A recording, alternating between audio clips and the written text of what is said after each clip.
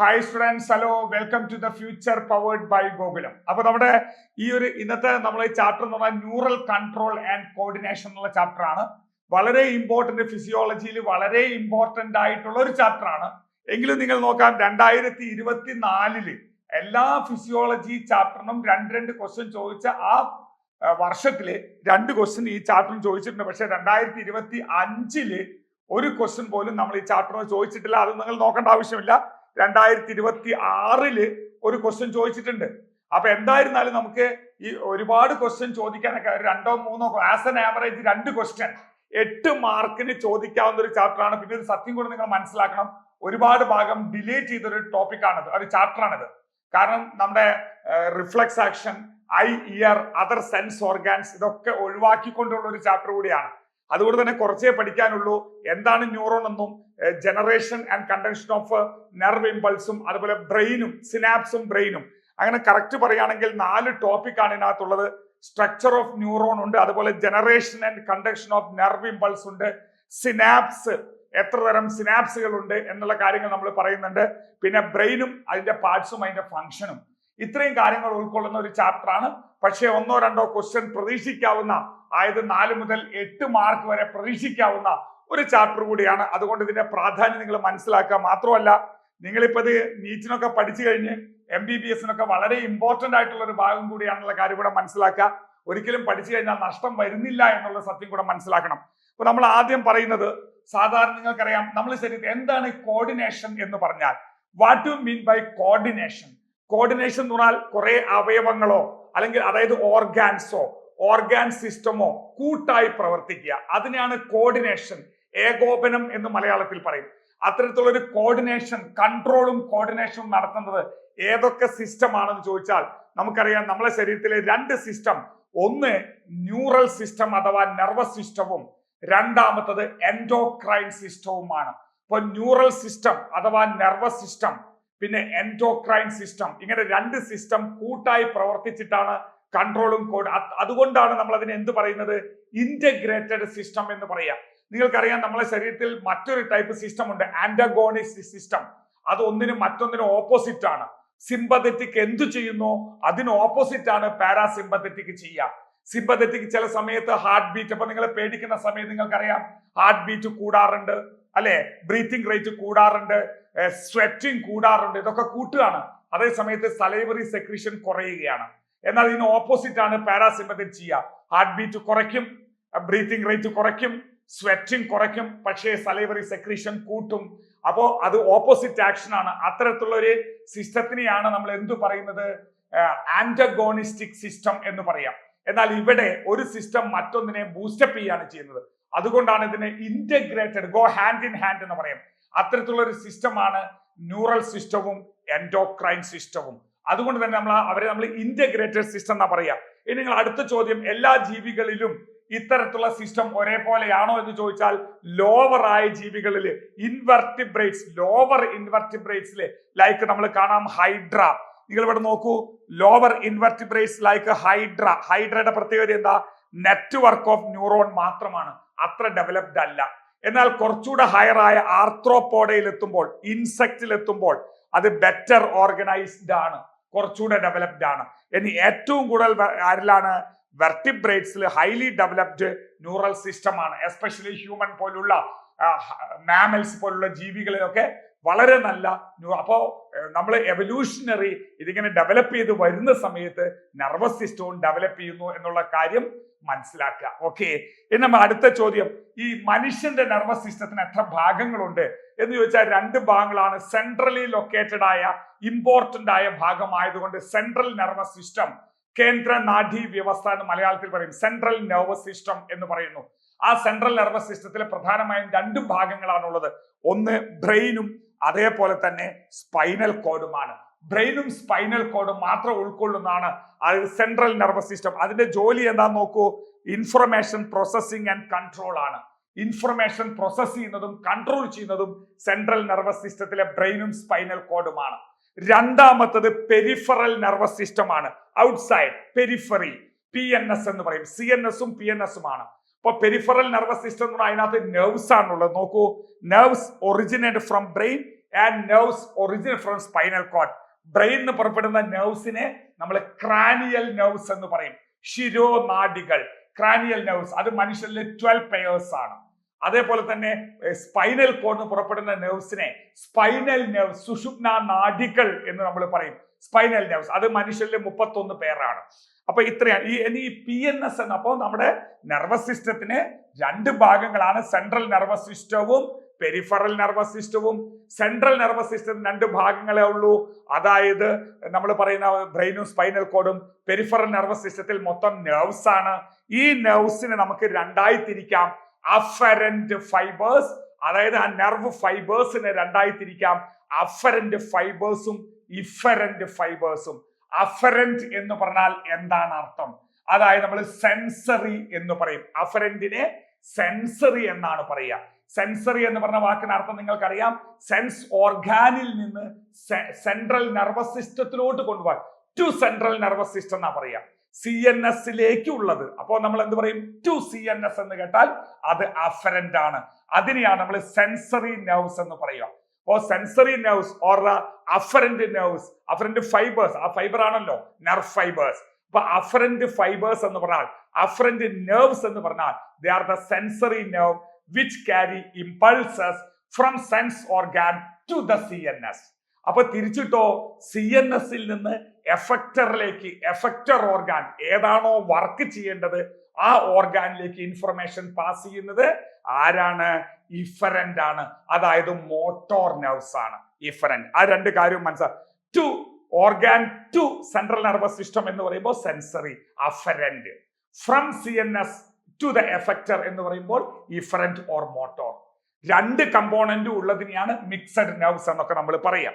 ഇനി നിങ്ങൾക്ക് അതേപോലെ തന്നെ നമുക്ക് ഈ PNS-നെ നമുക്ക് 2ആയി ഡിവൈഡ് ചെയ്യാം. പെരിഫറൽ നെർവസ് സിസ്റ്റത്തിനെ നമുക്ക് 2ആയി ഡിവൈഡ് ചെയ്യാം. അത് സൊമാറ്റിക് ന്യൂറൽ സിസ്റ്റവും SNS-ഉം ഓട്ടോണോമിക് ന്യൂറൽ സിസ്റ്റവും അതായത് ANS-ഉമാണ്. അപ്പോൾ എന്താണ് SNS? SNS എന്നാൽ relay impulses to the skeletal muscle. Voluntary muscles ആയ സ്കെൽട്ടൽ മസിൽസിലോട്ടുള്ള നെർവ് സപ്ലൈ ആണ് സൊമാറ്റിക് ന്യൂറൽ സിസ്റ്റം എന്ന് പറയാം. അപ്പോൾ എന്തായിരിക്കും ഓട്ടോണോമിക് ന്യൂറൽ സിസ്റ്റം ANS? അത് involuntary muscle like smooth muscle and involuntary organ, voluntary അല്ല ഇൻവോളണ്ടറി മസിൽസിലോട്ടും ഇൻവോളണ്ടറി ഓർഗാൻസിലോട്ടും ഉള്ള നെർവ് സപ്ലൈ ആണ് നമ്മൾ ANS എന്ന് പറയാ. ഓട്ടോണോമിക് നെർവസ് സിസ്റ്റം അതിന് 2 കമ്പോണൻസ് ഉണ്ട്, സിമ്പതെറ്റിക്കും പാരാസിമ്പതെറ്റിക്കും. ഞാൻ നേരത്തെ നിങ്ങളോട് പറഞ്ഞു, സിമ്പതെറ്റിക് എന്ത് ചെയ്യുന്നോ അതിന് ഓപ്പോസിറ്റ് ആണ് പാരാസിമ്പതെറ്റിക്. എപ്പോഴും കൂട്ടുക കുറയ്ക്കാന്ന് വിചാരിക്കരുത്. സിമ്പതെറ്റിക് കൂട്ടുന്ന 3 പ്രവർത്തനങ്ങളാണ്. സിമ്പതെറ്റിക് കൂട്ടുന്ന 3 പ്രവർത്തനങ്ങളാണ് ഏതൊക്കെ? ഒന്നാമത്തെ നമ്മൾ പറയും ഹാർട്ട് ബീറ്റ് കൂട്ടുക, ബ്രീത്തിങ് റേറ്റ് കൂട്ടുക, സ്വെറ്റിംഗ് കൂട്ടുക. അതൊക്കെ കൂട്ടുന്നതാണ്. എന്നാൽ സലൈവറി സെക്രീഷൻ, ബൈൽ സെക്രീഷൻ ഒക്കെ കുറയുകയാണ് അല്ലെ. അതേപോലെ തന്നെ പാരാസിമ്പതെറ്റിക് ഹാർട്ട് റേറ്റ് കുറയ്ക്കും, ബ്രീത്തിങ് റേറ്റ് കുറയ്ക്കും, പിന്നെ സ്വെറ്റിംഗ് കുറയ്ക്കും. പക്ഷേ സലൈവറി സെക്രീഷനും ബൈൽ സെക്രീഷനും ഒക്കെ കൂട്ടും. അപ്പൊ സിമ്പതെറ്റിക് എന്ത് ചെയ്യുന്നു അതിന് ഓപ്പോസിറ്റ് ആണ് പാരാസിമ്പതെറ്റിക്. അതുകൊണ്ട് നമ്മൾ ഇതിനെ ആന്റഗോണിസ്റ്റിക് സിസ്റ്റം എന്നൊക്കെ പറയാം. ഇനി ഒരു സിസ്റ്റം കൂടെ നമ്മൾ പറയും PNS-ന്റെ ഒരു ഭാഗമാണ്, പെരിഫറൽ നെർവസ് സിസ്റ്റത്തിന്റെ ഒരു ഭാഗമായ നമ്മൾ പറയുന്ന വിസറൽ നെർവസ് സിസ്റ്റം. അത് സെൻട്രൽ നെർവസ് സിസ്റ്റത്തിൽ നിന്ന് വിസറയിലേക്കും, വിസറയിൽ നിന്ന് ഇന്റേണൽ ഓർഗാനിൽ നിന്ന് എങ്ങോട്ട് സെൻട്രൽ നെർവസ് സിസ്റ്റത്തിലോട്ടും കൊണ്ടുപോകുന്ന നെർവ് സപ്ലൈ ആണ് വിസറൽ ന്യൂറൽ സിസ്റ്റം എന്ന് പറയാം. അതിനകത്ത് എന്തൊക്കെയുണ്ട്? നെർവ്സ് ഉണ്ട്, ഫൈബേഴ്സ് ഉണ്ട്, ഗാംഗ്ലിയ ഉണ്ട്, ഇന്റർ കണക്ടിങ് ആയ പ്ലക്സസുകളുണ്ട്. ഇതെല്ലാം ഉൾക്കൊള്ളുന്നു CNS to viscera, viscera to CNS. അതിനെയാണ് നമ്മൾ വിസറൽ നെർവസ് സിസ്റ്റം എന്ന് പറയുന്നത്. അതുകൂടെ നിങ്ങളൊന്ന് പഠിക്കണം. പിന്നെ നമുക്കറിയാം ഒരു നെർവസ് സിസ്റ്റത്തിന്റെ ബേസിക് യൂണിറ്റ് എന്താ? The basic structural and functional unit of the nervous system എന്ന് പറയുമ്പോൾ അത് എന്താണ്? ന്യൂറോൺ ആണ്. ഒരു ന്യൂറോണിന് എത്ര ഭാഗങ്ങൾ എന്ന് ചോദിച്ചാൽ നിങ്ങൾക്ക് കൃത്യമായിട്ട് നിങ്ങൾ ചെറിയ ക്ലാസ് മുതലേ പഠിച്ചതാണ്. 3 ഭാഗങ്ങളുണ്ട്. ഒന്ന് നമ്മൾ ആദ്യം പറയുന്ന cell body, irregularly shaped cell body with a single nucleus surrounded by cytoplasm. Almost all cell organelles except a few are present in the neural cell body. അതിനകത്തുള്ള ആ ഗ്രനുലേറ്റഡ് സൈറ്റോപ്ലാസത്തിനെ, ആ ഗ്രന്യൂൾസിനെ നമ്മൾ പറയുന്ന പേര് നിസിൽ ഗ്രന്യൂൾ എന്നാണ്. സത്യത്തിൽ അത് എന്താണെന്ന് ചോദിച്ചാൽ ribosome with rough endoplasmic reticulum, ribosome ആണ്. ഓക്കെ, ഇനി നിങ്ങൾക്കറിയാം സെൽ ബോഡി അഥവാ സൈറ്റോൺ, സോമ എന്നൊക്കെ പറയില്ലേ, പെരികാരിയോൺ പല പേരിൽ അറിയപ്പെടുന്നുണ്ട്. അപ്പൊ ഈ ഒരു സെൽ ബോഡിയിൽ നിന്ന് പല സൈറ്റോപ്ലാസ്മിക് പ്രൊജക്ഷൻസ് ഉണ്ട്. ആ സൈറ്റോപ്ലാസ്മിക് പ്രൊജക്ഷൻ കുറെ എണ്ണം ചെറുതാണ്. ചെറുതായതിന് നമ്മൾ ഡെൻഡ്രൈറ്റ് എന്ന് പറയും. അതിനകത്തും നിസിൽ ഗ്രന്യൂൾ ഉണ്ട്. അതിൽ ഒരെണ്ണം മറ്റുള്ള അപേക്ഷിച്ച് വളരെ വലുതാണ്. വലിയ ആ ഒരു ഫൈബറിനെ, ന്യൂറൈറ്റിനെ നമ്മൾ പറയുന്ന പേര് ആക്സോൺ എന്നാണ്. അപ്പോൾ ഇതാണ് നിങ്ങൾ പറയുന്ന സെൽ ബോഡി. ഈ കാണുന്നതാണ് ഡെൻഡ്രൈറ്റ്സ്. ഹൈലി ബ്രാഞ്ചഡ് ആയ ഷോർട്ട് ഫൈബേഴ്സ് ആണ് നമ്മൾ പറയുന്ന ഡെൻഡ്രൈറ്റ്സ് എന്ന് പറയുക. ഈ വലുതാണ് നമ്മൾ പറയുന്ന ആക്സോൺ. ആക്സോണിന്റെ അറ്റത്ത് കാണുന്ന ബ്രാഞ്ചിനെ ആക്സോണൈറ്റ് എന്നാണ് പറയുക. ടീലോഡെൻഡ്രിയ, ആക്സോണൈറ്റ്. ആക്സോണൈറ്റിന്റെ അറ്റത്ത് എന്തുണ്ട്? ബൾബ് ലൈക്ക് സ്ട്രക്ചർ ഉണ്ട്. അതിനെ സിനാപ്റ്റിക് നോബ് എന്ന് പറയും. അതിനകത്ത് നിന്നാണ് എന്തു വരുന്നത്? ന്യൂറോ ട്രാൻസ്മിറ്റർ റിലീസ് ചെയ്യുന്നത്. ഓക്കെ, ആ ഒരു കാര്യം കൂടെ നിങ്ങൾ കൃത്യമായിട്ട് ഓർമ്മിക്കണം. പിന്നെ അതേപോലെ നിങ്ങൾ അറിയേണ്ടത് ആക്സോണിന്റെ പുറത്തൂടെ ഒരു കവറിംഗ് ഉണ്ട്. മൈലിൻ എന്ന് പറയുന്ന ഒരു ഫാറ്റി മെറ്റീരിയലിന്റെ കവറിംഗ് ഉണ്ട്. അത് ഉണ്ടാക്കുന്നത് ആരാണ്? ഷ്വാൻ സെൽസ് എന്ന് പറയുന്ന ഒരു പ്രത്യേകതരം സെൽസ് ആണ്, അല്ലെ? അത് നമ്മൾ ഗ്ലിയൽ സെല്ല് വരുന്നതാണ് ഷ്വാൻ സെൽ. അപ്പോൾ ഷ്വാൻ സെൽസ് ഇതിനെ കവർ ചെയ്യുന്നുണ്ട്. ആ കവർ ചെയ്യുന്ന ചില ഭാഗത്ത് Schwann cell myelin sheet produce ചെയ്യുന്നുണ്ട്. മറ്റു ചില ഭാഗത്ത് ഒളിഗോ ഡെൻഡ്രോസൈറ്റും ഈ ഫംഗ്ഷൻ ചെയ്യുന്നുണ്ട്. അത് മറ്റൊരു ഗ്ലിയൽ സെല്ലാണ്. ഇനി നിങ്ങൾ പഠിക്കേണ്ടത്, ശ്രദ്ധിക്കുക, നമ്മുടെ ഈ ഒരു ന്യൂറൈറ്റിന്റെ അടിസ്ഥാനത്തിൽ, ആ പ്രൊജക്ഷന്റെ അടിസ്ഥാനത്തിൽ നമുക്ക് മൂന്നായി തിരിക്കാൻ പറ്റും. ഒന്നാമത്തത് യൂണിപോളാർ ന്യൂറോൺ. യൂണിപോളാർ എന്ന് പറയുമ്പോൾ cell body with one axon only ആണ്. ഇതാണ് യൂണിപോളാർ. രണ്ടാമത്തെ നോക്കൂ, ബൈപോളാർ. ബൈപോളാർ എന്ന് പറയുമ്പോൾ എന്തുണ്ടാവും? അതായത് സെൽ ബോഡി, അല്ലെ? ഇവിടെ നമ്മൾ സെൽ ബോഡി ഉണ്ട്. ആ സെൽ ബോഡിയുടെ മുകളിൽ ഒരു ആക്സോണും ഒരു ഡെൻഡ്രോ, വരച്ചതായി പോയതാണ്. അതായത് ഒരു ആക്സോണും ഉണ്ട്. ഓ, ഈ സെൽ ബോഡി, ഒരു മിനിറ്റ് ഞാൻ വരച്ചുതരാം. ഇവിടെ നമ്മൾ എന്ത് വരച്ചു? സെൽ ബോഡി വരച്ചു. ആ സെൽ ബോഡി മുകളിൽ ഒരു ഡെൻഡ്രോണും ഒരു ആക്സോണും ഉണ്ട്. ഇതാണ് ബൈപോളാർ. അപ്പൊ മൾട്ടിപോളാർ എന്ന് പറഞ്ഞായിരിക്കും സെൽ ബോഡി ഉണ്ട്. ആ സെൽ ബോഡിയുടെ മുകളിൽ ഒന്നിൽ കൂടുതൽ ഡെൻഡ്രൈറ്റും ഒരു ആക്സോണും. ഇപ്പൊ എല്ലാത്തിലും ഒരൊറ്റ ആക്സോൺ ആണ്. സെൽ ബോഡിയും ഒരു ആക്സോണും മാത്രമുള്ളത് യൂണിപോളാർ. അതിന് കാര്യമായ ഫംഗ്ഷൻ ഇല്ല, എംബ്രിയോണിക് സ്റ്റേജിലാണ് കാണുന്നത്. ബൈപോളാർ എന്ന് പറയുമ്പോൾ cell body with one dendron and one axon ആണ്. അത് നമ്മളെ റെറ്റിന ഓഫ് ദ ഐയിൽ കാണുന്നുണ്ട്. പിന്നെ മൾട്ടിപോളാർ എന്ന് പറഞ്ഞാൽ നമ്മൾ നേരത്തെ കാണിച്ചത്, സെൽ ബോഡിയുടെ മുകളിൽ കുറെ ഡെൻഡ്രൈറ്റും ഒറ്റ ആക്സോണും. ഇതാണ് നമ്മൾ സെറിബ്രൽ കോർട്ടക്സിലൊക്കെ കാണുന്നത്. ഇതൊരു കാര്യം നിങ്ങൾ മനസ്സിലാക്കണം. What is the function of dendrite and what is the function of axon? ഇവിടെ ഒരു ഡിവിഷൻ ഓഫ് ലേബർ ഉണ്ട്. എല്ലാ ജോലിയും ചെയ്യില്ല. ഇവിടെ നമ്മൾ നോക്കുകയാണെങ്കിൽ ഈ തൊട്ടു മുമ്പുള്ള ന്യൂറോണിന്ന് ഇൻഫർമേഷനെ ക്യാരി ചെയ്ത് സെൽ ബോഡി വരെ എത്തിക്കുക, ആ ജോലിയാണ് ഇത്. കണ്ടോ, പുറത്തു നിന്ന് സെൽ ബോഡി വരെ എത്തിക്കുന്ന ജോലി ഇവിടെ നമ്മൾ പറയാണ്. ഞാൻ വരച്ചുതരാം. അതായത് ഇവിടെ നോക്കൂ, ഇവിടുന്ന് എടുക്കും നമ്മളിതാ, ഇവിടുന്ന് അടുത്ത ന്യൂറോണിന് സെൽ ബോഡി വരെ എത്തിക്കുന്നത് ആരാണ്? അത് ഡെൻഡ്രൈറ്റ് ആണ്. സെൽ ബോഡിയിൽ നിന്ന് അടുത്ത ന്യൂറോണിലേക്ക് എത്തിക്കുന്നത് ആക്സോൺ ആണ്. അപ്പോൾ from previous neuron to the cell body, അതാരുടെ ഇൻഫർമേഷൻ, അത് ആരുടെ ഫംഗ്ഷൻ ആണ്? ഡെൻഡ്രൈറ്റിന്റെ ഫംഗ്ഷൻ ആണ്. From cell body to the next neuron up to synapse, അത് ആരുടെ ജോലിയാണ്? ആക്സോൺ ആണ്. ആ കാര്യം നിങ്ങൾ മനസ്സിലാക്കുക. പിന്നെ നമ്മൾ നേരത്തെ പറഞ്ഞു കഴിഞ്ഞു, ചില ന്യൂറോണിന്റെ മുകളിൽ മൈലിൻ ഷീത്ത് ഉണ്ടാവും, ചിലതിന്റെ മുകളിൽ ഉണ്ടാവില്ല. ഉണ്ടാവുന്നതിനെ മൈലിനേറ്റഡ് എന്ന് പറയും, മൈലിൻ ഷീത്ത് ഇല്ലാത്തതിനെ നോൺ മൈലിനേറ്റഡ് എന്ന് പറയും. ഇവിടെ നിങ്ങൾക്കറിയാം ഷ്വാൻ സെൽസ് എന്ന് പറയുന്ന ഒരു ഗ്ലിയൽ സെല്ലാണ് ഇത് പല ഭാഗത്തും പ്രൊഡ്യൂസ് ചെയ്യുന്നത്. ഇനി എവിടെയൊക്കെയാണ്, നിങ്ങൾ ഒരു ഒറ്റ കാര്യം നിങ്ങൾ മനസ്സിലാക്കണം. ഈ ഒരു മൈലിൻ ഷീത്ത് കണ്ടിന്യൂസ് അല്ല, അതിൻ്റെ ഇടയ്ക്ക് ഗ്യാപ്പ് ഉണ്ട്. ആ ഗ്യാപ്പിനെയാണ് നോഡ് ഓഫ് റാൻവിയർ എന്ന് പറയുക. ഇനി മൈലിനേറ്റഡ് എവിടെയൊക്കെ കാണുന്നു നോക്കൂ, ഇത് വളരെ ഇമ്പോർട്ടന്റ് ആണ്. Myelinated nerve fibres are found in spinal and cranial nerves. Spinal നെർവ്സിലും ക്രാനിയൽ നെർവ്സിലും മൈലിനേറ്റഡ് ആണ്. എന്നാൽ ഷ്വാൻ സെൽ ഉണ്ടായിട്ടും മൈലിൻ ഷീറ്റ് ഇല്ലാത്ത നോൺ മൈലിനേറ്റഡ് ആയത് എവിടെയൊക്കെ കാണുന്നു? ഓട്ടോണമസ് നെർവസ് സിസ്റ്റത്തിലും സൊമാറ്റിക് ന്യൂറൽ സിസ്റ്റത്തിലും എന്ത് കാണുന്നുണ്ട്? നോൺ മൈലിനേറ്റഡ് കാണും. അവിടെ ഷ്വാൻ സെൽ ഉണ്ട്, പക്ഷെ നോൺ മൈലിനേറ്റഡ് ആണ്, മൈലിന്റെ ആവശ്യം ഇല്ലാത്തതാണ്. Autonomous nervous system, somatic nervous system. എന്നാൽ ക്രാനിയൽ നെർവ്സിലും സ്പൈനൽ നെർവ്സിലും മൈലിനേറ്റഡ് ആണ്. എന്ന കാര്യം, ഇത്രയും കാര്യങ്ങൾ നമ്മൾ മനസ്സിലാക്കിയെങ്കിൽ നമുക്ക് ഇതുമായി ബന്ധപ്പെട്ട ക്വസ്റ്റ്യൻ ഒന്ന് ചെയ്തു നോക്കിയാലോ. Which pair system jointly coordinate and integrate the activities of organ so that they are function a synchronised fashion. ആ ഒരു കോർഡിനേഷനിൽ വർക്ക് ചെയ്യണമെങ്കിൽ ഏതൊക്കെയാ? ന്യൂറൽ സിസ്റ്റം ഉണ്ട്, പക്ഷേ റെസ്പിറേറ്ററി സിസ്റ്റം ഇല്ല. ന്യൂറൽ സിസ്റ്റം ഉണ്ട്, ഡൈജസ്റ്റീവ് സിസ്റ്റം അല്ല. Neural system and endocrine system ആണ്. Neural circulatory. So 3 is the right answer for question number 3. ഇനി അടുത്ത ചോദ്യം, identify the basic function of neural system. Neural സിസ്റ്റത്തിന്റെ ബേസിക് ഫംഗ്ഷൻ എന്താ? Receiving sensory import from external internal environment by nerves. പുറത്തുനിന്നും ഉള്ളുന്നു, അത് ശരിയല്ലേ? പ്രോസസിംഗ് ഇൻപുട്ട് ഇൻഫർമേഷൻ പ്രോസസ് ചെയ്യുന്നു. റെസ്പോണ്ട് ടു സ്റ്റിമുളായി, അതാ സ്റ്റിമുളസിനോട് പ്രതികരിക്കുന്നു. So all of this is the right answer for question number 2. Question number 3, the neural system is composed of highly specialized type of cells called neuron. ആ neuron basic unit, അതിന്റെ ജോലി എന്താ?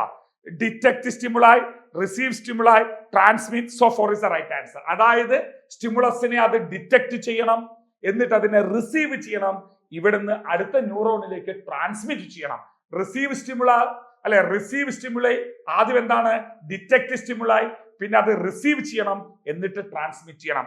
So 1, 2, 3. So all of this is the 4 is the right answer for question number 3. Question number 4, the afferent fibers transmit. Afferent or sensory എന്താ? From tissue to CNS ആണ്. To CNS ആണ് afferent എന്ന് പറയാം. ഇത് from ബാക്കി മൂന്നും from CNS ആണ്. From CNS efferent ആണ് അല്ലേ? To CNS എന്നുള്ളതാണ്. ഇനി efferent nerve fibers transmit impulse എന്തായിരിക്കും? From ആണോ? From അല്ല. From CNS to smooth muscle. From അല്ല, from ശരിയാണ്. ഒരു മിനിറ്റ്, ഫ്രം എന്നുള്ളത് ശരിയാണ്, ടു എന്നുള്ള തെറ്റുള്ളത് വരിക. അപ്പൊ efferent from tissue organ to CNS അത് തെറ്റാണ് അല്ലെ? ടു CNS അല്ല, ഇവിടെ നമ്മൾ ഫ്രം ടിഷ്യൂ ടു CNS ഉള്ളത് തെറ്റാണ്. അടുത്തതോ from CNS to smooth muscle. Smooth മസിലേക്ക് മാത്രമല്ല, from CNS to periphery organ ആണ്, സ്മൂത്ത് മസിൽ അല്ല. അത് ഓട്ടോണോമിക് നെർവസ് സിസ്റ്റം അല്ലേ? ഫ്രം CNS ടു ഇൻവോളണ്ടറി ഓർഗാനും അല്ല. From central nervous system to the peripheral organ, effectorലോട്ടാണ്. So question number 5, 3 is the right answer. ഇനി question number 6 എന്താ? The diagram given below is the functional organization of human nervous system. Identify A, B, C, D, E in the figure. ഇപ്പൊ നിങ്ങൾക്ക് human neural സിസ്റ്റത്തെ രണ്ടായി divide ചെയ്യാം, എയും ബിയും. അത് ഒന്നുകിൽ CNS എഴുതാം, PNS എഴുതാം. പക്ഷേ എ എന്നുള്ളത് CNS ആവാം, PNS ആവാം. പക്ഷെ അതിന്റെ താഴത്ത് എന്താ? എയുടെ താഴെ ബ്രെയിനും സ്പൈനൽ കോഡും ഉണ്ട്. അപ്പൊ അതിന്റെ അർത്ഥം എന്താ? ഇതെന്തായാലും CNS ആയിരിക്കണം. അതുപോലെ സൊമാറ്റിക് ന്യൂറൽ സിസ്റ്റം ഇവിടെ ഉണ്ടെങ്കിൽ എന്തായാലും അത് PNS ആയിരിക്കണം. PNS പെരിഫറൽ നെർവസ് സിസ്റ്റത്തിന്റെ രണ്ട് ഭാഗങ്ങൾ, സൊമാറ്റിക് ന്യൂറൽ സിസ്റ്റവും ഓട്ടോണോമിക് ന്യൂറൽ സിസ്റ്റവും ANS ആണ്. ANSന്റെ രണ്ട് ഭാഗങ്ങളാണ് സിംപതെറ്റിക്കും പാരാസിംപതെറ്റിക്കും. അപ്പൊ നമുക്ക് ഉത്തരം കിട്ടിക്കഴിഞ്ഞു. എ എന്ന് പറഞ്ഞാൽ PNS അല്ല, എ എന്ന് പറഞ്ഞാൽ ANS അല്ല, എ എന്ന് പറഞ്ഞാൽ അപ്പം നമുക്ക് ഉത്തരം 3 ആണ് കിട്ടിക്കഴിഞ്ഞു. എങ്കിലും നോക്കാം.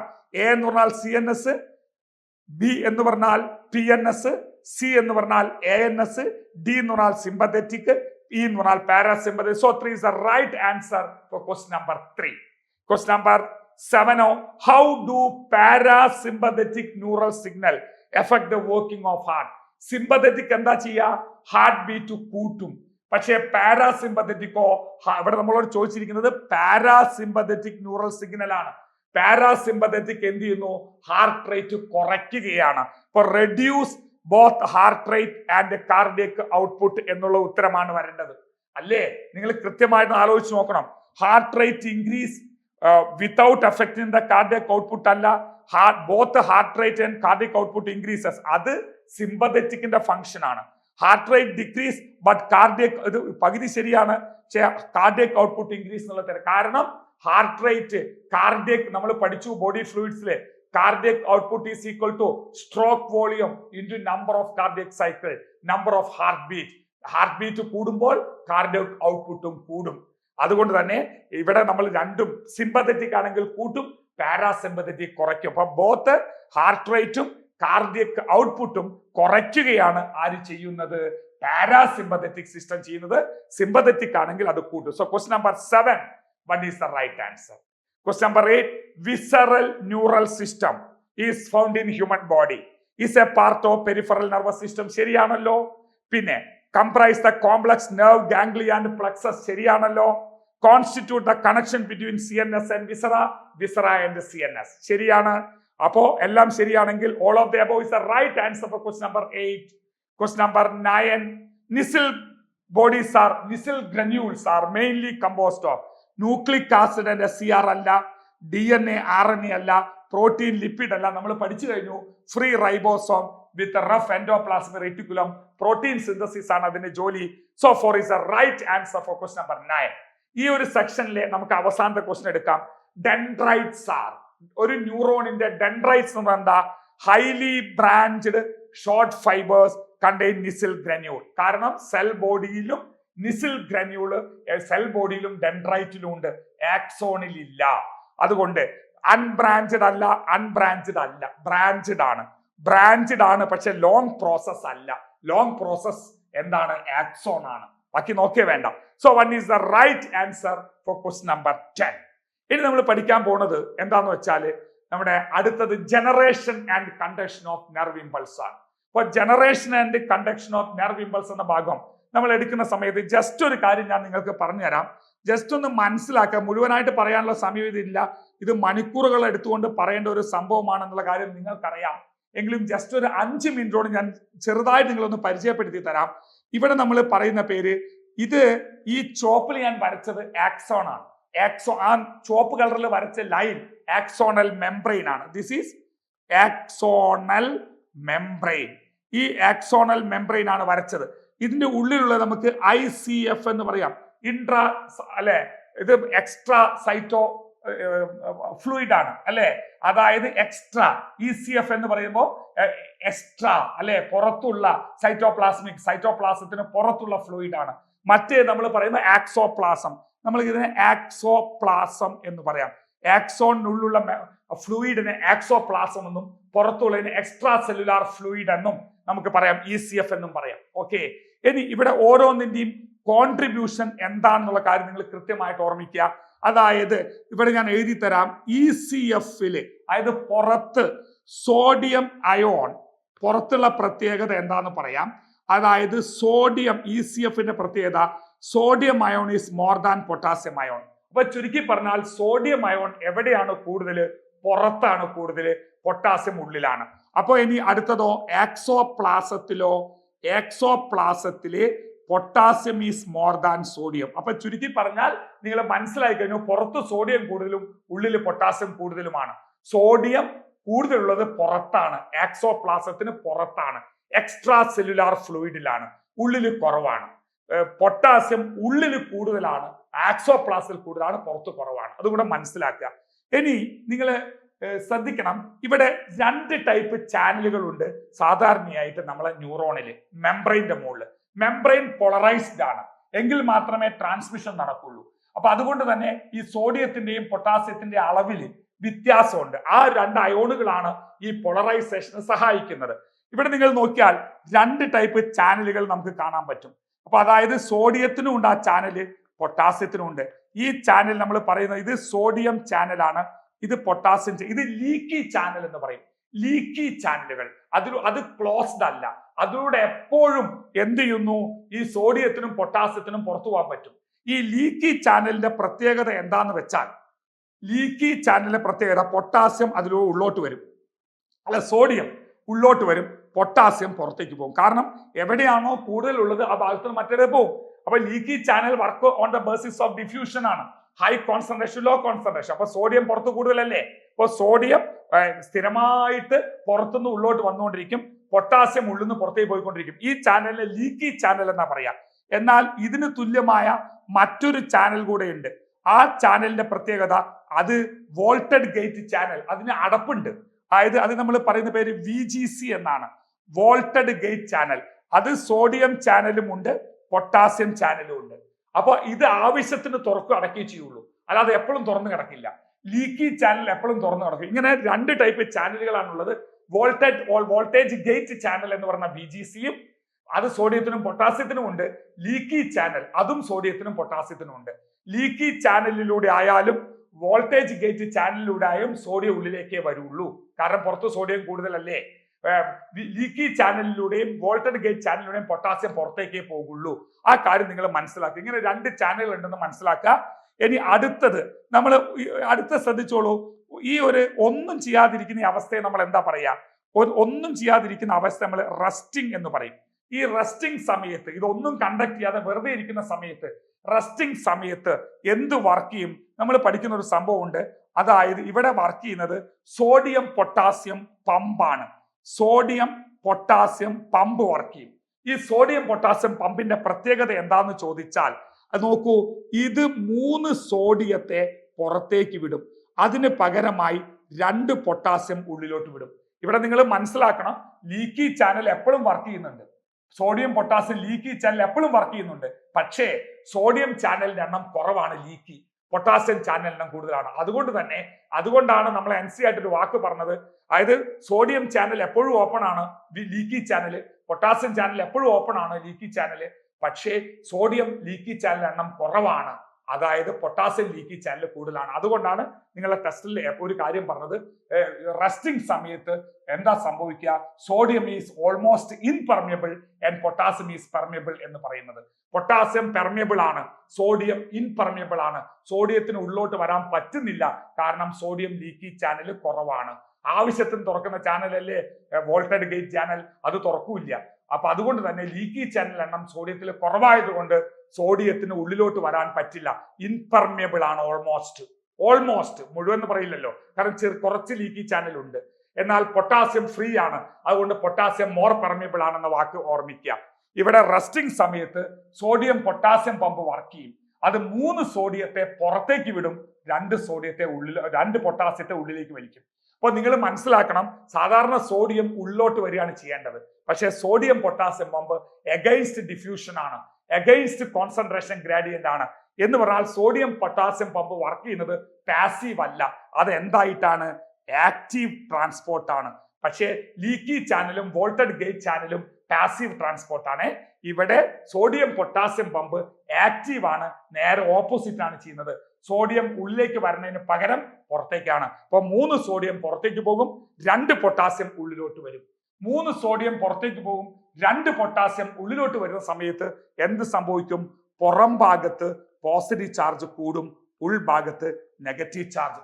ഇതാ അപ്പൊ പോളറൈസേഷൻ ആയി. അപ്പൊ outside become positive and inside. കാരണം കൂടുതൽ പൊട്ടാസ്യം പുറത്തേക്കല്ലേ, കൂടുതൽ സോഡിയം പുറത്തേക്കല്ലേ പോകുന്നത്. 3 സോഡിയം പുറത്തു പോകുമ്പോൾ 2 പൊട്ടാസ്യമാണ് ഉള്ളിലോട്ട് വരുന്നത്. അപ്പോൾ പുറം സൈഡ് ആക്സോണൽ മെംബ്രെയിന്റെ ഔട്ട്സൈഡ് പോസിറ്റീവും ഇൻസൈഡ് നെഗറ്റീവും ആവും. ഈ അവസ്ഥയുടെ പേരാണ് റെസ്റ്റിംഗ് പൊട്ടൻഷ്യൽ. ഇതിനെ നമ്മൾ എന്ത് പറയാ? Resting potential. അപ്പൊ റെസ്റ്റിംഗ് പൊട്ടൻഷ്യൽ സമയത്ത് എന്ത് സംഭവിക്കുന്നു? Outside become positive and inside become negative. ഇനി ഇങ്ങനെ ഇരിക്കുന്ന സമയത്താണ് എന്ത് സംഭവിക്കുന്നറിയോ? ഇങ്ങനെ ഇരിക്കുമ്പോഴാണ് ഇവിടെ ഒരു സ്റ്റിമുലസ് വന്ന് പതിക്കുന്നത്. അപ്പോൾ ഈ ഒരു ഭാഗം നിങ്ങൾ ശ്രദ്ധിക്കുക. റെസ്റ്റിംഗ് സമയത്ത് ഇരിക്കുന്ന ആ ഭാഗത്ത് കൂടുതൽ പോസിറ്റീവ് പുറത്തും നെഗറ്റീവ് ഉള്ളിലുള്ള ഈ ഭാഗത്ത് ഒരു സ്റ്റിമുലസ് വന്ന് പതിക്കുന്നു. സ്റ്റിമുലസ് വന്ന് പതിക്കുമ്പോൾ എന്താ സ്ഥിതി എന്നറിയോ? സോഡിയം പൊട്ടാസ്യം ചാനല് വർക്ക് ചെയ്യാതെ നമ്മുടെ സോഡിയം VGC അങ്ങോട്ട് ഓപ്പൺ ആവും. സോഡിയം VGC ഓപ്പൺ ആവുമ്പോൾ more sodium enter here. Sodium VGC തുറന്നു കഴിയുമ്പോൾ സോഡിയം റഷ് ചെയ്യും എങ്ങോട്ട്? എക്സോപ്ലാസത്തിലേക്ക് സോഡിയം ഇങ്ങനെ കുതിച്ചു വരും. അങ്ങനെ സോഡിയത്തിന്റെ അളവ് കൂടുന്നു. പക്ഷെ പൊട്ടാസ്യം പുറത്തു പോകുന്നുണ്ട്, എന്നാൽ അത് ലീക്കി ചാനലിലൂടെ പുറത്തു പോകുന്നുണ്ട്. പൊട്ടാസ്യം VGC തുറന്നിട്ടില്ല, പൊട്ടാസ്യം VGC അടഞ്ഞു കിടക്കുകയാണ്. അപ്പൊ പൊട്ടാസ്യം അതിലൂടെ പോകില്ല, പക്ഷെ ലീക്കി ചാനലിലൂടെ പൊട്ടാസ്യം പുറത്തു പോകും. പക്ഷെ സോഡിയം കൂടുതലായിട്ട് സോഡിയം VGCയിലോട്ട് വരും. അങ്ങനെ വരുന്നതിന് പറയാം, അതാണ് നമ്മൾ പറയുന്നത് more sodium enter than potassium leave എന്ന് പറയുന്നത്. പൊട്ടാസ്യം ലീക്കി ചാനലിലൂടെ പോകുന്നേക്കാൾ കൂടുതൽ സോഡിയം എങ്ങോട്ട് വരും? ഇത് നമ്മൾ പറയുന്ന പേരെന്താ? സോഡിയം ഇൻഫ്ലക്സ് എന്നാണ് പറയുക. അപ്പോൾ ഒരു സ്റ്റിമുലസ് വന്ന് പതിക്കുമ്പോൾ സോഡിയം ഇൻഫ്ലക്സ് ഉണ്ടാവും, സോഡിയം കൂടുതലായിട്ട് എൻറ്റർ ചെയ്യും. അങ്ങനെ വരുന്ന സമയത്ത് എന്താണ് ഉണ്ടാവുക? അതായത് outside become negative and inside become positive. അല്ലേ? ഔട്ട്സൈഡ് എന്താവും? നെഗറ്റീവ് ആവും. കുറെ സോഡിയം ഉള്ളിലോട്ട് വന്നില്ലേ? അപ്പൊ outside become negative, inside become positive എന്ന് പറഞ്ഞാൽ പൊളാരിറ്റി റിവേഴ്സ് ആയി. നമ്മൾ ഇതിനെ പറയുന്ന പേരാണ് ആക്ഷൻ പൊട്ടൻഷ്യൽ. ഇത് നമ്മൾ റെസ്റ്റിംഗ് പൊട്ടൻഷ്യൽ നമ്മൾ പോളറൈസേഷൻ എന്ന് പറയുമ്പോൾ ഈ ആക്ഷൻ പൊട്ടൻഷ്യൽ നമ്മൾ എന്ത് പറയും? ഡീപോളറൈസേഷൻ എന്നാണ് പറയുക. ഡീപോളറൈസേഷൻ. ഒരു കാര്യം മനസ്സിലാക്കണം, ഡീപോളറൈസേഷൻ സംഭവിച്ചത് എന്തുകൊണ്ടാണ് എന്ന് ചോദിച്ചാൽ സോഡിയം ഇൻഫ്ലക്സ് കാരണമാണ്, സോഡിയം ഉള്ളിലോട്ട് വന്നത് കാരണമാണ് എന്ന് മനസ്സിലാക്കുക. അപ്പോൾ സോഡിയം ഉള്ളിലേക്ക് വന്നു, അതായത് സോഡിയം ഇൻഫ്ലക്സ് ആയി, സോഡിയം VGC തുറന്നു, അതുവഴി ഡീപോളറൈസേഷൻ സംഭവിച്ചു, ഉൾഭാഗം പോസിറ്റീവായി. അടുത്ത സ്റ്റെപ്പ് എന്താണെന്നറിയോ? ഈ ഒരു സോഡിയം VGC യുടെ ഓപ്പണിംഗ് ഷോർട്ട് ലിവിഡ് ആണ്. ഉടനെ തന്നെ സോഡിയം VGC അങ്ങോട്ട് അടയും. സോഡിയം VGC അടഞ്ഞിട്ട് എന്തു തുറക്കും? പൊട്ടാസ്യം VGC തുറക്കും. പൊട്ടാസ്യം VGC തുറക്കുമ്പോൾ മോർ പൊട്ടാസ്യം എൻറ്റർ ഔട്ട്സൈഡ്. അപ്പൊ നിങ്ങൾ മനസ്സിലാക്കണം, പൊട്ടാസ്യം VGC തുറക്കുമ്പോൾ പൊട്ടാസ്യം ആ VGCയുടെ മാത്രമല്ല ലീക്കി ചാനലിലൂടെയും പുറത്തേക്ക് പോകും. അങ്ങനെ പുറത്തേക്ക് പോകുന്നതിന്റെ ഫലമായിട്ട് പൊട്ടാസ്യത്തിന്റെ അളവ് പുറത്തു കൂടും. അങ്ങനെ എന്താ സംഭവിക്കുക? വീണ്ടും എന്ത് സംഭവിച്ചു എന്നറിയോ? Outside become positive and inside become negative. ഇതിന് നമ്മൾ പറയുന്ന പേര് റീപോളറൈസേഷൻ എന്നാണ്. റീപോളറൈസേഷന് കാരണം എന്താണ്? ഇവിടെ നമ്മൾ പഠിച്ചു, പൊട്ടാസ്യം എഫ്ലക്സ് ആണ്. ഡീപോളറൈസേഷന് കാരണം സോഡിയം VGC തുറന്നുള്ള സോഡിയം ഇൻഫ്ലക്സ് ആണ്. എന്നാൽ റീപോളറൈസേഷന് കാരണം പൊട്ടാസ്യം VGC തുറന്നുകൊണ്ടുള്ള പൊട്ടാസ്യം എഫ്ലക്സ് ആണ്, പുറത്തേക്ക് പോകുന്നതാണ്. ഇത്രയും വളരെ കുറഞ്ഞ സമയം കൊണ്ട് ഇത്ര കാര്യങ്ങളൊക്കെ നിങ്ങൾക്ക് പറഞ്ഞു തരാൻ ഇപ്പോൾ ഒരു മണിക്കൂറുകൾ എടുത്ത് മനസ്സിലാക്കേണ്ട കാര്യമാണ്. അത് ഞാൻ ഒരു ചെറിയ സമയം കൊണ്ട് നിങ്ങൾക്ക് ഒന്ന് ജസ്റ്റ് പറഞ്ഞെന്നുള്ളൂ. നമ്മളെ ക്വസ്റ്റ്യനിലോട്ട് വരാം. എന്താ? In resting state the axonal membrane is comparatively more permeable and nearly impermeable. More permeable ഏതാ? അതായത് സോഡിയം ആണ്. മോർ പെർമിയബിൾ ആണ് ആദ്യം ചോദിച്ചത്, അപ്പൊ അത് സോഡിയം അല്ല. അതായത് നമ്മൾ പഠിച്ചു കഴിഞ്ഞു, മോർ പെർമിയബിൾ എന്ന് പറയുമ്പോൾ സോഡിയം അല്ല, പൊട്ടാസ്യം ആണ്. Potassium is more permeable. കാരണം പൊട്ടാസ്യം VGCയും ഓപ്പൺ ആണ്, പൊട്ടാസ്യം VGC കൂടുതലുണ്ട്, അതുകൊണ്ട് പൊട്ടാസ്യം കൂടുതലായിട്ട് ഉള്ളോട്ട് കിടക്കും. പിന്നെ നിയർലി ഇൻപെർമിയബിൾ, അത് പൊട്ടാസ്യം പുറത്തേക്ക് പോകും, ഉള്ളിലേക്കല്ല, പൊട്ടാസ്യം കൂടുതലായിട്ട് പുറത്തേക്ക് പോകും. ഇനി നിയർലി ഇൻപെർമിയബിൾ ടു സോഡിയം അല്ലേ? സോഡിയം ഉള്ളോട്ട് കടക്കാനുള്ള ചാൻസ് ലീക്കി ചാനലേ ഉള്ളൂ. ലീക്കി ചാനല് എണ്ണം കുറവാണ്, അതുകൊണ്ട് പൊട്ടാസ്യം കൂടുതലായിട്ട് പുറത്തേക്ക് പോകും, പക്ഷേ സോഡിയത്തിന്റെ അളവ് കുറവായിരിക്കും. അതുകൊണ്ട് potassium is almost permeable, but sodium is almost impermeable. So 3 is the right answer for question number 11. Question number 12 എന്താ? In the resting stage of neuron, concentration gradient generate due to. എന്തുകൊണ്ടാണ് concentration gradient resting സ്റ്റേറ്റിൽ ഉണ്ടാവുന്നത്? അതായത് sodium പൊട്ടാസ്യത്തിന്റെ അളവിൽ വ്യത്യാസമല്ലേ? എവിടെയാണ് sodium കൂടുതൽ, എവിടെയാണ് potassium കൂടുതൽ? High concentration of potassium and low concentration sodium inside the axon. ഇത് ശരിയല്ലേ? High concentration of potassium inside the axon, low concentration of sodium inside the axon. അത് ശരിയാണ്. പൊട്ടാസ്യം ഉള്ളിൽ കൂടുതലാണ്, സോഡിയം കുറവാണ്. രണ്ടോ, high concentration of sodium and low concentration potassium inside the axon അല്ല, outside ആണ് വരേണ്ടത്. സോഡിയം കൂടുതലും പൊട്ടാസ്യം കുറവുള്ളത് ഇൻസൈഡ് അല്ല, ഔട്ട്സൈഡ് ആണ്. ലോ കോൺസെൻട്രേഷൻ സോഡിയം ഔട്ട്സൈഡ് അല്ല, ലോ അല്ല, ഹൈ കോൺസെൻട്രേഷൻ ആണ്. ഹൈ കോൺസെൻട്രേഷൻ പൊട്ടാസ്യം ഔട്ട്സൈഡ് അല്ല, അവിടെ ലോ ആണ്. ഇതൊക്കെ തെറ്റല്ലേ? സോഡിയം ആണ് പുറത്ത് കൂടുതൽ, ഉള്ളിൽ പൊട്ടാസ്യം ആണ്. So 1 is the right answer for question number 12. Question number 13, for the maintenance of ionic gradient across the resting membrane, sodium potassium pump work ചെയ്യും. നമ്മൾ പഠിച്ചു കഴിഞ്ഞു സോഡിയം പൊട്ടാസ്യം പമ്പ് എങ്ങനെയാണ് വർക്ക് ചെയ്യുക. It transport 3 sodium outward 2 potassium into the cell. 3 സോഡിയത്തെ പുറത്തേക്ക് വിടുമ്പോൾ 2 പൊട്ടാസ്യത്തെ ഉള്ളിലേക്ക് വിടുന്നു. 2 സോഡിയം ഔട്ട്സൈഡ് അല്ല, 3 സോഡിയം ഇൻവേർഡ് അല്ല, 2 സോഡിയം ഇൻവേർഡ് അല്ല, അല്ലെ? 3 സോഡിയം ഔട്ട്വേർഡ്, അതിന് പകരമായിട്ട് 2 potassium inside. So 1 is the right answer. Question number 13. Question number 14, during the propagation of nerve impulse, the action potential. എന്തുകൊണ്ടാണ് ആക്ഷൻ പൊട്ടൻഷ്യൽ? ഡീപോളറൈസേഷൻ. ഞാൻ കൃത്യമായി പറഞ്ഞു, ഡീപോളറൈസേഷൻ ഉണ്ടാവുന്നത് എന്തുകൊണ്ടാ? Potassium move from intracellular to extracellular ആണോ? Potassium പുറത്തേക്ക് പോകുന്നത് കൊണ്ടാണോ ഡീപോളറൈസേഷൻ ഉണ്ടാവുന്നത്? പൊട്ടാസ്യം പുറത്തേക്ക് പോകുന്നതുകൊണ്ട് റീപോളറൈസേഷൻ ആണ് ഉണ്ടാവുന്നത്, ഡീപോളറൈസേഷൻ അല്ല, ആക്ഷൻ പൊട്ടൻഷ്യൽ അല്ല. പിന്നെ sodium ion from extracellular into intracellular, അത് ശരിയല്ലേ? സോഡിയം പുറത്തുനിന്ന് ഉള്ളോട്ട് വരുന്നു, അതിനെയാണ് നമ്മൾ എന്ത് പറയുക? സോഡിയം ഇൻഫ്ലക്സ് എന്ന് പറയുന്നത്. അത് കാരണമല്ലേ സംഭവിക്കുന്നത്? അത് ശരിയാണ്. Potassium ion from extracellular intracellular അല്ല. സോഡിയം ഫ്രം ഇൻട്രാ സെല്ലുലാർ എക്സ്ട്രാ സെല്ലുലാറും അല്ല. സോഡിയം പുറത്തുനിന്ന് ഉള്ളോട്ട് വരികയാണ്. സോഡിയം ഇൻഫ്ലക്സ് ആണ് from extracellular to intracellular fluid. So 2 is the right answer for question number 14. Question number 15. During the transmission of nerve impulse through a nerve fiber, potential on the inner side of the plasma membrane. അത് resting, action, റീറെസ്റ്റിംഗ്. ഈ സമയത്ത് ഉൾഭാഗത്ത് എന്താണ് സംഭവിക്കുക? നമ്മൾ പഠിച്ചു resting സമയത്ത് ഉൾഭാഗത്ത് negative ആണ്. അപ്പൊ ഫസ്റ്റ് പോസിറ്റീവ് എന്നുള്ളത് തെറ്റാണ്, ഫസ്റ്റ് നെഗറ്റീവ് എന്നുള്ളത് ശരിയാണ്. ആദ്യം നമ്മൾ കണ്ടു പുറം ഭാഗത്ത് പോസിറ്റീവ്, ഉൾഭാഗത്ത് നെഗറ്റീവ്. അടുത്ത് നമ്മൾ കണ്ടു പുറം ഭാഗത്ത് നെഗറ്റീവ്, ഉൾഭാഗത്ത് പോസിറ്റീവ്. അപ്പൊ ഇവിടെ പോസിറ്റീവ് അല്ല, ആ പോസിറ്റീവ് ആണ്. ഇത് നമ്മൾ പറയുന്നു ഫസ്റ്റ് നെഗറ്റീവ്, അപ്പൊ ഇതും ശരിയാണ്. Positive positive. ഇനി കണ്ടിന്യൂ ടു ബി പോസിറ്റീവ് എന്നുള്ളത് തെറ്റല്ലേ? Again back into negative ആണ്. ആദ്യം റെസ്റ്റിംഗ് സമയത്ത് ഉൾഭാഗത്ത് നെഗറ്റീവ്, ആക്ഷൻ സമയത്ത് ഉൾഭാഗത്ത് പോസിറ്റീവ്, റീറെസ്റ്റിംഗ് സമയത്ത് വീണ്ടും നെഗറ്റീവ്. അപ്പൊ എന്താ? First negative, then positive, again back into negative. So 4 is the right answer for question number 15. ഇനി നമ്മൾ അതോടുകൂടെ നമ്മൾ ഈ ഒരു ഭാഗം കഴിഞ്ഞു. ഇനി മൂന്നാമത്തെ ഭാഗത്തിലേക്ക് നമുക്ക് പോവാം. മൂന്നാമത്തെ ഭാഗം എന്ന് പറയുന്നത് സിനാപ്സ് ആണ്.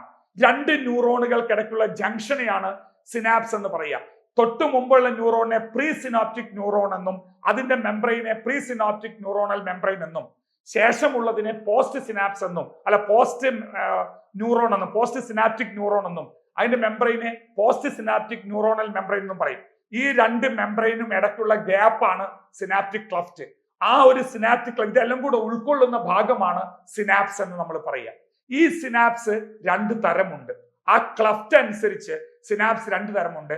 ഇലക്ട്രിക്കൽ സിനാപ്സും ഉണ്ട്, കെമിക്കൽ സിനാപ്സും ഉണ്ട്. നിങ്ങൾ ശ്രദ്ധിക്കുക, അതായത് ഇതൊരു ന്യൂറോണിന്റെ എൻഡ്, ഇതൊരു ന്യൂറോണിന്റെ എൻഡ്. ഈ രണ്ടിനും ഇടയ്ക്കുള്ള സിനാപ്റ്റിക് ക്ലഫ്റ്റ് വളരെ ചെറുതാണ് എന്ന് വിചാരിച്ചോളൂ. അങ്ങനെയാണെങ്കിൽ ഇതിൽ വന്ന് ചാടി അങ്ങ് പോയിക്കോളൂലേ? ചെറിയൊരു ഗ്യാപ്പേ ഉള്ളൂ, ആ ക്ലഫ്റ്റ് ചെറുതാണ്. അങ്ങനെ വരുന്ന സമയത്ത് എന്താണ്? ആ ഇമ്പൾസ് ജമ്പ് ചെയ്തങ്ങ് പോകും. There is no need of chemical substance here. ഇതിനെയാണ് നമ്മൾ ഇലക്ട്രിക്കൽ സിനാപ്സ് എന്ന് പറയാം. എന്നാൽ അടുത്ത സ്റ്റെപ്പ് നോക്കുക, അതായത് ഇങ്ങനെയാണ് രണ്ട് ന്യൂറോണിന്റെ എൻഡ്. ഇവിടെ ക്ലഫ്റ്റ് വളരെ വലുതാണ്. അപ്പോൾ എന്ത് സംഭവിക്കുന്നു? ഇവിടെ ഇലക്ട്രിക്കൽ ഇമ്പൾസ് എത്തും. പക്ഷേ ആ ഇലക്ട്രിക്കൽ ഇമ്പൾസ് ഇവിടെ ഒരു കെമിക്കൽ രൂപത്തിൽ മാറി വീണ്ടും അത് ഇലക്ട്രിക്കൽ ആയിട്ട് പോകണം. അല്ലാതെ നേരത്തെ പോലെ ഇലക്ട്രിക്കൽ ആയിട്ട് ജമ്പ് ചെയ്ത് പോകാൻ പറ്റില്ല. ആ നടുക്ക് ഞാൻ പച്ചയിൽ കാണിച്ച ഈ സംഭവത്തിനെയാണ് നമ്മൾ ന്യൂറോ ട്രാൻസ്മിറ്റർ എന്ന് പറയാം, ആ കെമിക്കൽ സബ്സ്റ്റൻസ്. അപ്പോൾ സിനാപ്സിലൂടെ ഈ ഒരു കെമിക്കൽ സബ്സ്റ്റൻസിന്റെ സഹായത്തോടെ മാത്രമേ കെമിക്കൽ സിനാപ്സിലൂടെ ഇമ്പൾസസിന് പോവാൻ പറ്റുള്ളൂ. അതുകൊണ്ടാണ് നമ്മൾ എന്ത് പറയുന്നത്? ഇലക്ട്രിക്കൽ സിനാപ്സ് വളരെ ഫാസ്റ്റ് ആണ്, കെമിക്കൽ സിനാപ്സ് സ്ലോ ആണ്. ഇലക്ട്രിക്കൽ സിനാപ്സിന് ന്യൂറോ ട്രാൻസ്മിറ്ററിന്റെ ആവശ്യം ഇല്ല, എന്നാൽ കെമിക്കൽ സിനാപ്സിന് ന്യൂറോ ട്രാൻസ്മിറ്ററിന്റെ ആവശ്യം ഉണ്ട് എന്നൊക്കെ പറയുന്നത്. ഓക്കെ, ഈ ന്യൂറോ ട്രാൻസ്മിറ്റർ നിങ്ങൾ പഠിച്ച ഡോപ്പമിൻ അല്ലെ, acetylcholine, serotonin, gamma amino butyric acid, glycine പോലുള്ളത്, ഇവ ഒന്നുകിൽ എക്സൈറ്റേറ്ററി ആവാം അല്ലെങ്കിൽ ഇൻഹിബിറ്ററി ആവാം. അതായത് ഇത് വരുന്ന അനുസരിച്ചിരിക്കും. ഈ വരുന്ന ന്യൂറോ ട്രാൻസ്മിറ്റർ ഒന്നുകിൽ എക്സൈറ്റേറ്ററി ആയിരിക്കാം. അത് എന്ത് ചെയ്യുന്നു? ഈ സോഡിയം ഇൻഫ്ലക്സിന് സഹായിക്കും, പോളറൈസേഷന് സഹായിക്കും. നാം നേരത്തെ പറഞ്ഞ സോഡിയം ഇൻഫ്ലക്സ് ആണ് ഉണ്ടാവുന്നത്. ഇപ്പൊ പോളറൈസേഷൻ, ഡീപോളറൈസേഷൻ ആണ് ഉണ്ടാവുക, അതായത് ആക്ഷൻ പൊട്ടൻഷ്യൽ ആണ് ഉണ്ടാവുക. എന്നാൽ ഇൻഹിബിറ്ററി എന്ന് പറയുമ്പോൾ അത് പൊട്ടാസ്യം ചാനലാണ് ഓപ്പൺ ചെയ്യുന്നത്. അങ്ങനെ വരുന്ന സമയത്ത് ഡീപോളറൈസേഷൻ അല്ല, റീപോളറൈസേഷൻ അവിടെ ഉണ്ടാവുക. അപ്പൊ സോഡിയം ചാനൽ ഓപ്പൺ ചെയ്യുന്ന എക്സൈറ്റേറ്ററിയും ഉണ്ട്, പൊട്ടാസ്യം ചാനൽ ഓപ്പൺ ചെയ്യുന്ന ഇൻഹിബിറ്ററിയും ഉണ്ട്. രണ്ടും ആവാം എന്നുള്ളതാണ്. അപ്പോൾ ഏതൊക്കെ നമ്മളെ ചോദ്യം എന്താ? The two types of synapse are. ഏതൊക്കെ രണ്ട് type synapse? Neuron and chemical ആണോ? കെമിക്കൽ ഓക്കെ ആണ് അല്ലെ? കെമിക്കൽ എന്ന് പറയുന്നത് ഓക്കെ ആണ്, പക്ഷേ ന്യൂറോൺ അല്ല. പിന്നെ electrical and chemical. Neuron electrical അല്ല, ഇലക്ട്രോ കെമിക്കൽ ന്യൂറോ. അപ്പൊ എന്താണ് നമുക്ക് പറയാം? ഒന്ന് ഇലക്ട്രിക്കലും കെമിക്കലുമാണ് രണ്ട് ടൈപ്പ് സിനാപ്സ്. അടുത്ത ചോദ്യം, impulse transmission across the electrical synapses. ഇത് കണ്ടോ, impulse transmission across the electrical synapse. Electrical സിനാപ്സിന്റെ പ്രത്യേകത എന്താ? Always equal to chemical synapse ആണോ? സ്പീഡ് ഇലക്ട്രിക്കലിന് കൂടുതലാണ്. ഓൾവേസ് സ്ലോവർ ദാൻ കെമിക്കൽ ആണോ? കെമിക്കലിനാണ് slower. Always faster than chemical synapse ആണ്. ഇലക്ട്രിക്കൽ സിനാപ്സ് ഫാസ്റ്റർ ആണ്. എയ്തർ ഫാസ്റ്റർ ഓർ സ്ലോ അല്ല. അപ്പോൾ always faster across the chemical synapse ആണ്. അപ്പൊ നമ്മൾ എന്ത് പറയുന്നു? ഇതിനകത്ത് നമ്മൾ പറയുന്നത് for question number 17 3 is the right answer അല്ലേ? ഇനി ക്വസ്റ്റ്യൻ നമ്പർ 18 എടുക്കാം. Unidirectional transmission of nerve impulse through nerve fibre is due to the fact that. കൃത്യമായി ശ്രദ്ധിക്കണം, ഇതൊരു ഇമ്പോർട്ടന്റ് ക്വസ്റ്റ്യൻ ആണ്. എന്തുകൊണ്ടാണ് യൂണിഡയറക്ഷണൽ ആവുന്നത്? കാരണം നമ്മളെ സൈറ്റോണിൽ നിന്ന്, അതായത് സെൽ ബോഡിയിൽ നിന്ന് അടുത്ത ന്യൂറോണിലേക്ക് കൊണ്ടുപോകുന്ന ആക്സോൺ ആണ്.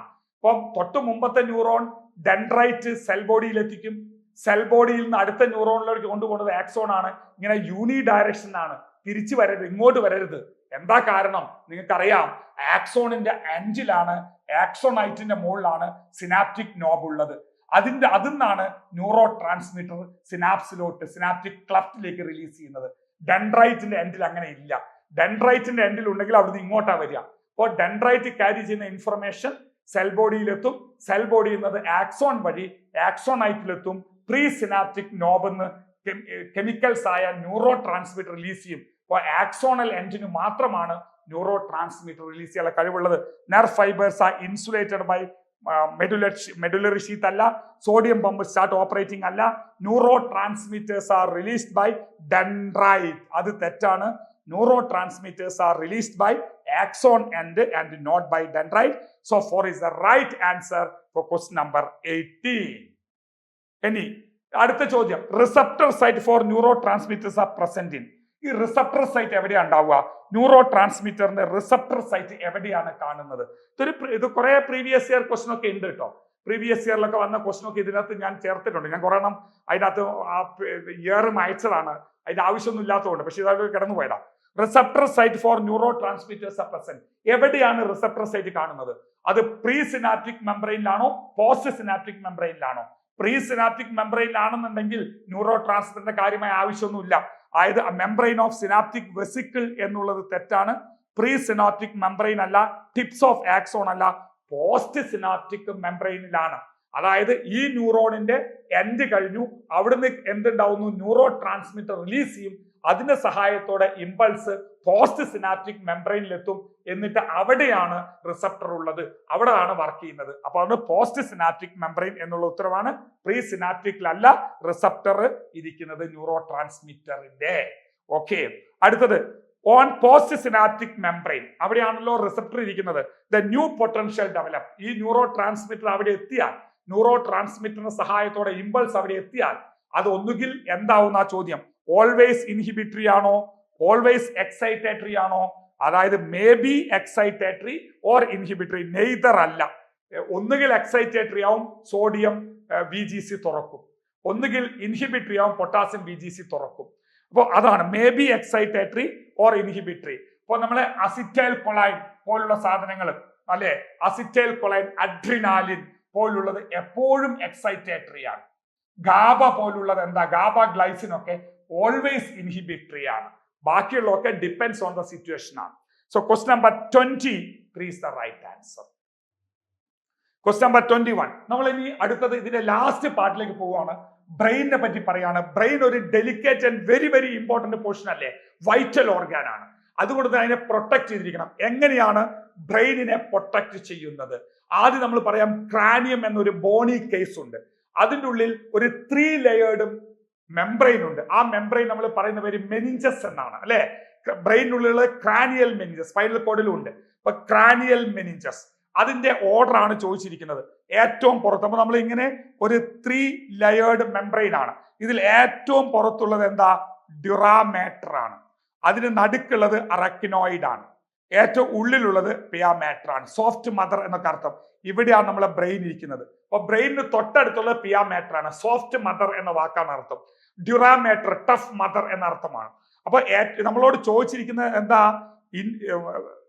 Cranial meninges outer layer to inner ആ ചോദിച്ചത്.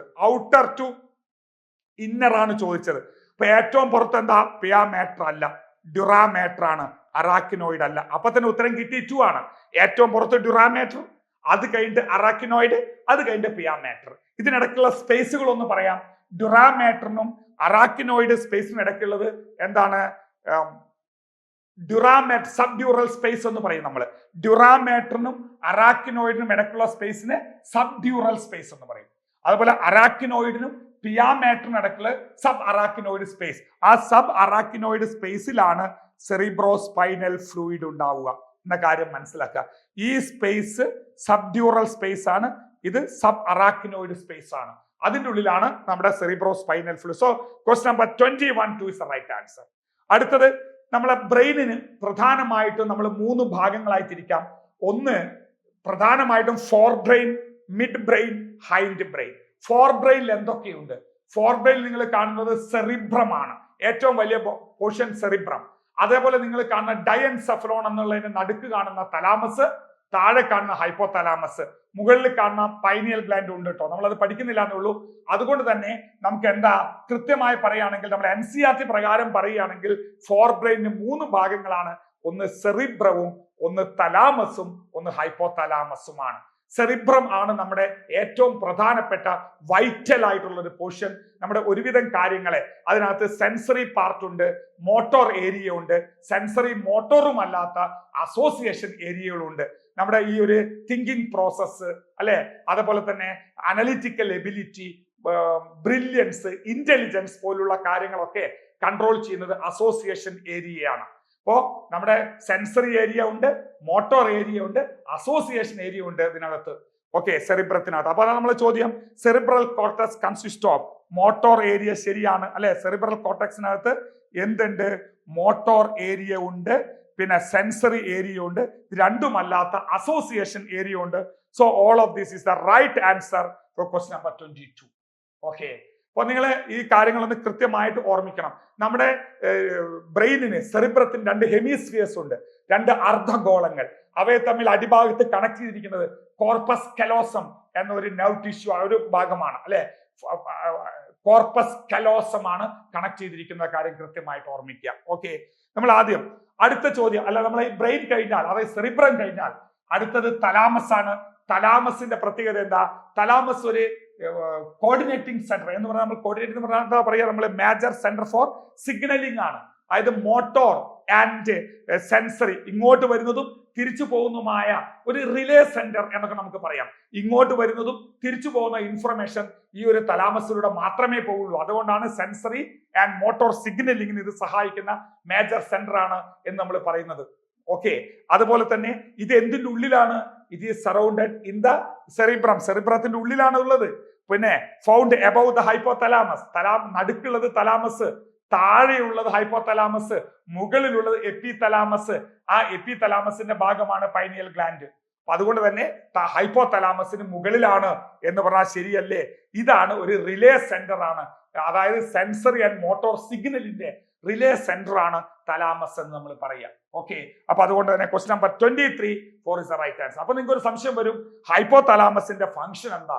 പല പ്രാവശ്യം നീറ്റിന് ചോദിച്ചൊരു ക്വസ്റ്റ്യൻ ആണിത്, ഹൈപ്പോതലാമസിന്റെ ഫംഗ്ഷൻ. നിങ്ങൾക്കറിയാം, നിങ്ങൾ കെമിക്കൽ കോർഡിനേഷനിൽ പഠിക്കുന്നുണ്ട്, ഹൈപ്പോതലാമസ് ചില ഹോർമോണുകൾ റിലീസ് ചെയ്യുന്നു. റിലീസിങ് ഹോർമോൺ, ഇൻഹിബിറ്ററി ഹോർമോൺ തുടങ്ങിയിരിക്കുന്ന ഹോർമോണുകൾ, ആന്റീരിയർ പിറ്റ്യൂട്ടറിയെ കൺട്രോൾ ചെയ്യുന്ന ഹോർമോണുകൾ പ്രൊഡ്യൂസ് ചെയ്യുന്നു.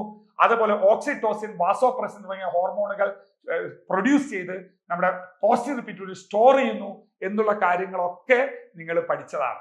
ഇതല്ലാതെ നമ്മൾ ന്യൂറലിലാണെങ്കിൽ പ്രധാനമായിട്ടും ഹൈപ്പോതലാമസിന് എന്തൊക്കെ ഫംഗ്ഷൻ ഉണ്ട്?